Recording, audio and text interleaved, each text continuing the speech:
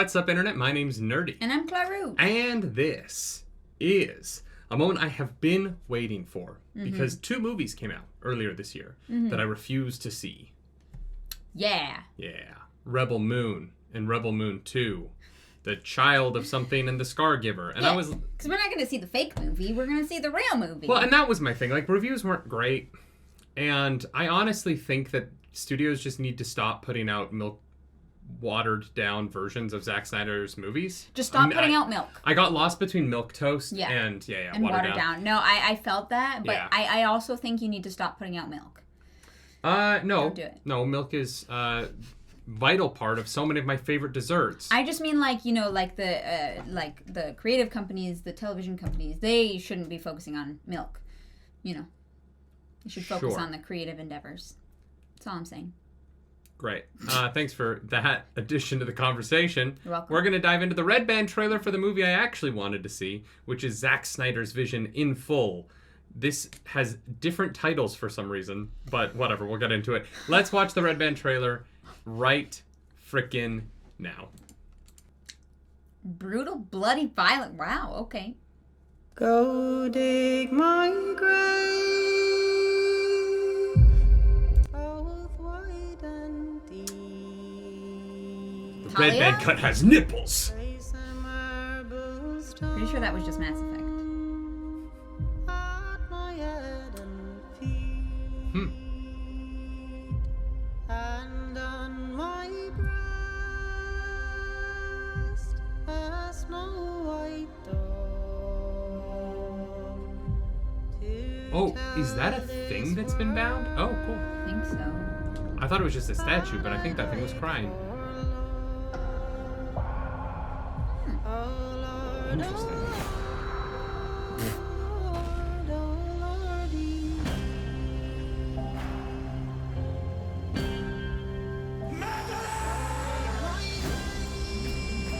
Yeah.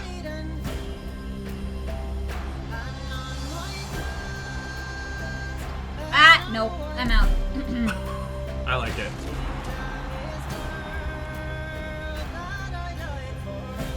Okay, there's like sex scenes. Let's go.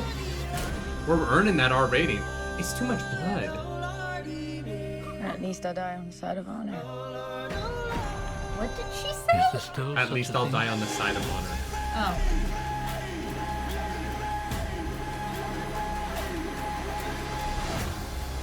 Wow, that was wild.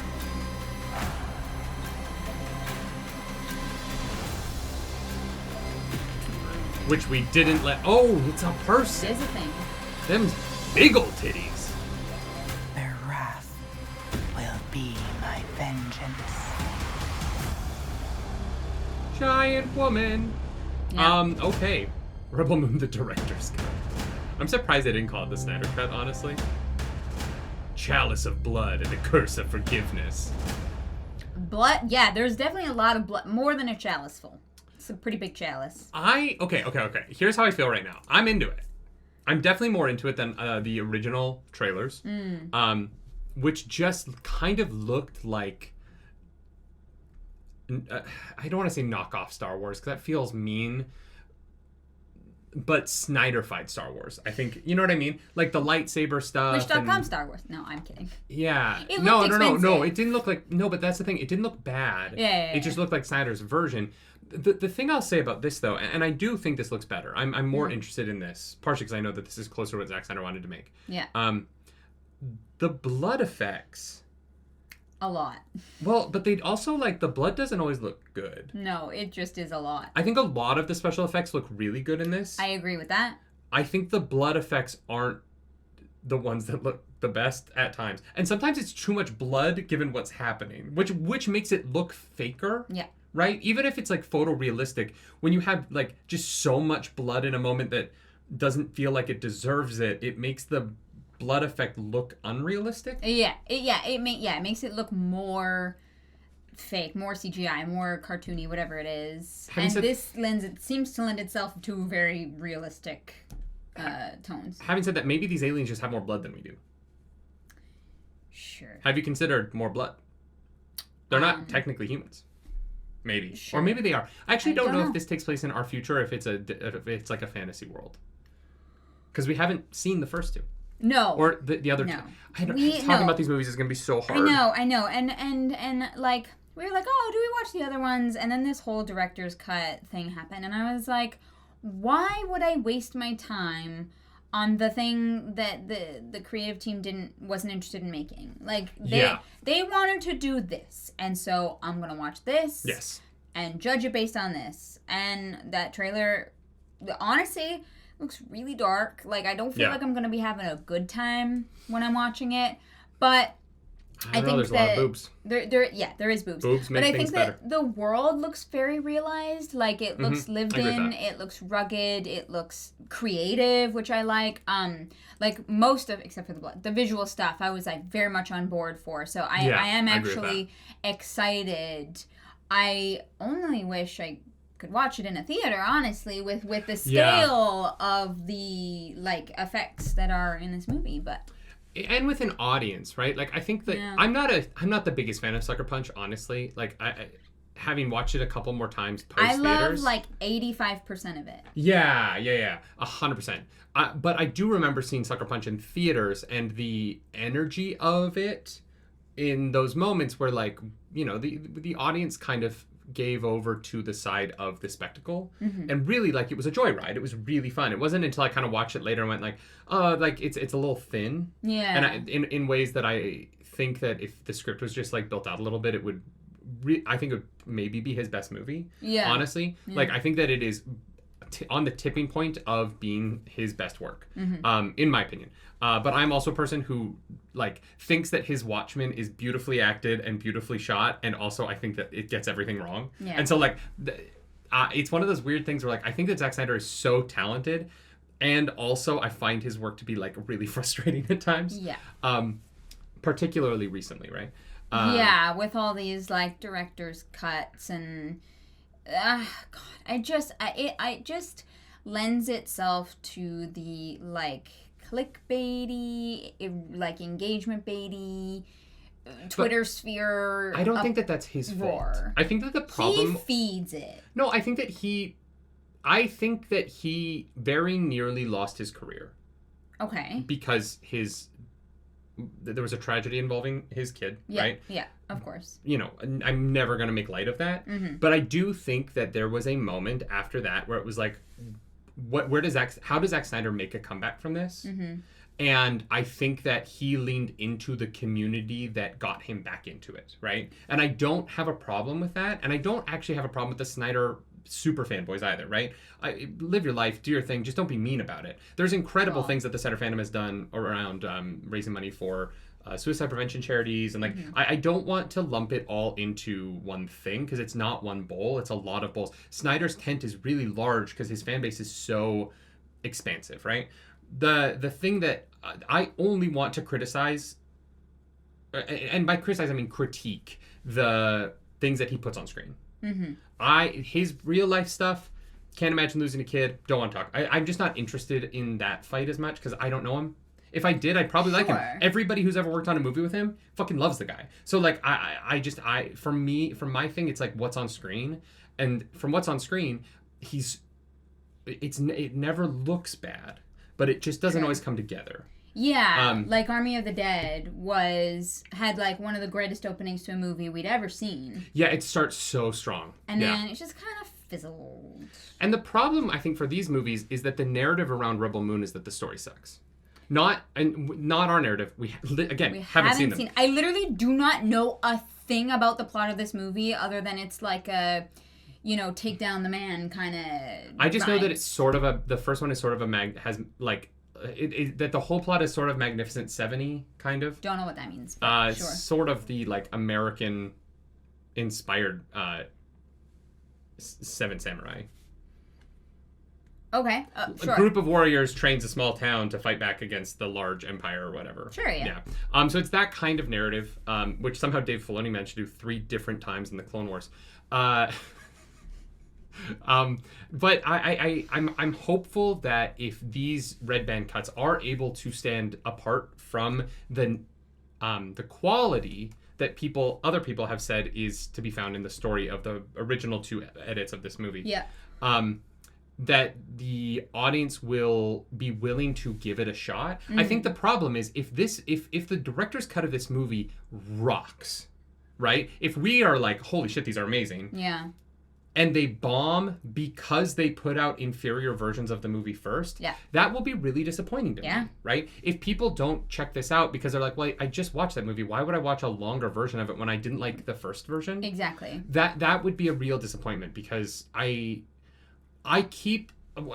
Rebel Moon was first announced, I remember the thing that I said online was, I'm so excited to watch Zack Snyder do something that he really like is fully in charge of, because I don't think he adapts things well.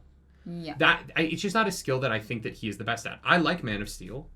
I still think it is my least favorite Superman adaptation, despite it being a movie I really like. I don't like it as an adaptation of Superman. I like it as its own kind of thing. Yeah. Right? So, similar in some ways to the people who like love The Amazing Spider-Man but think it's the worst adaptation of Peter Parker, right? Which I kind of agree with. He's too cool. He's too like Andrew Garfield is too sexy. In that movie. Yeah. That's kind of the thing that I like. I think Man of Steel is a very good movie, other than a couple of quibbles I have with it. And I think it's a bad adaptation. Yeah. I think that Watchmen is a beautiful and incredibly acted movie that is also just a bad adaptation of the meaning of the source material. And so if you kind of take away the expectation of these giant properties that have meanings that I care about a lot. I care about the meaning behind Watchmen. I care about the meaning behind Superman. I care about the meaning behind Batman. And I feel like those are the 3 things that Zack Snyder failed at in his adaptations, while accomplishing getting incredible actors to do great work. I think Ben Affleck, had he been Batman longer, would have ended up being my favorite Batman. Yeah. And the visualization of the Justice League Snyder cut, because the Whedon movie's terrible, but the Snyder cut version of that film, I do like. I really like the black and white version. I think that there's a lot there, except he misses out on that subtext that is really important to me as someone who loves the source material. Yeah. So going into Rebel Moon, this director who I like his movies, I just don't think he adapts things well. I'm so excited to watch him get to make his thing. Yeah. Where I have no preconceived notions of what the meaning of this universe is. Yeah. And so he can do whatever he wants, and I'm not going to feel like like my love of the property is being slighted in any way. Yeah. It's almost a clean slate.